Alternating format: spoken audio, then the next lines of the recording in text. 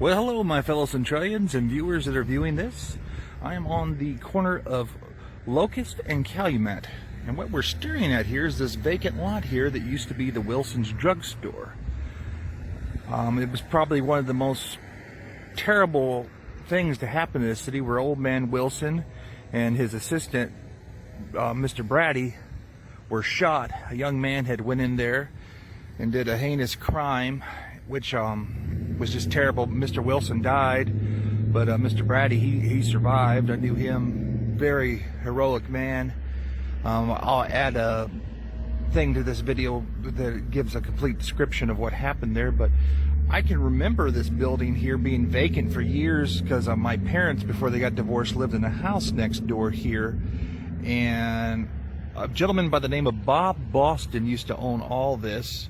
And then I don't know if he died or it sold the property. I can't remember. It's been so long ago. But either way, Hucksa came in there and they bought up the whole neighborhood. There was houses along the alleyway there. But when there was a store here, there used to be a whole set of steps all along here. And I was never sure if the city had done this or if the people that bought the property did this. But it's very interesting. We'll go over and take a look at this, where the steps were all along here, which was pretty neat back in the day. One of those situations where people didn't think handicap accessibility, but they put all this along here. And then this is probably the only sidewalk like this in the whole town of Centralia here, where it has these neat little patterns, and throughout it they have the state of Illinois right there. It's very interesting. I can remember coming around here playing on the steps when I lived over here as a child before my parents separated. I remember there used to be a really small green mailbox here, but I remember the windows getting broke out over here over the years. But Mr. Wilson, from what I understand, was a very nice gentleman who treated everybody well and respected.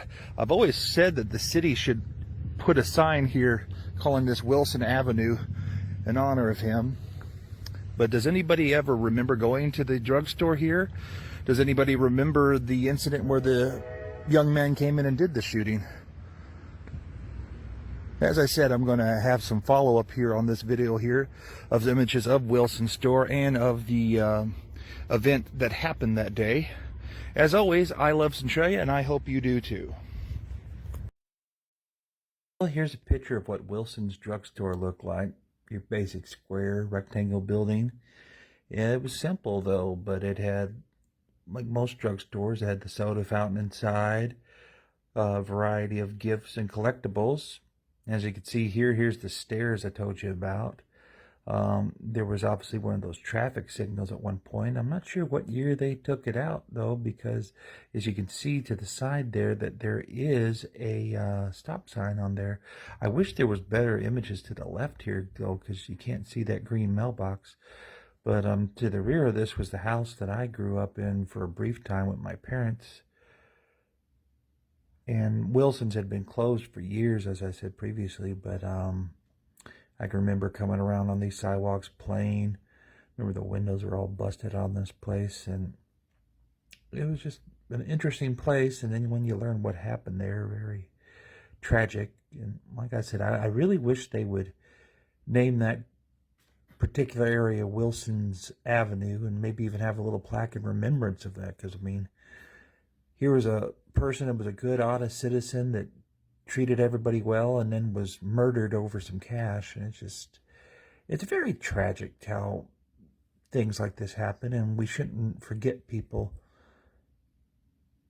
As long as we remember them, they're never forgotten. And that's a big reason why I've been doing these videos, so people don't forget of where we've been, where we are, and where we're going.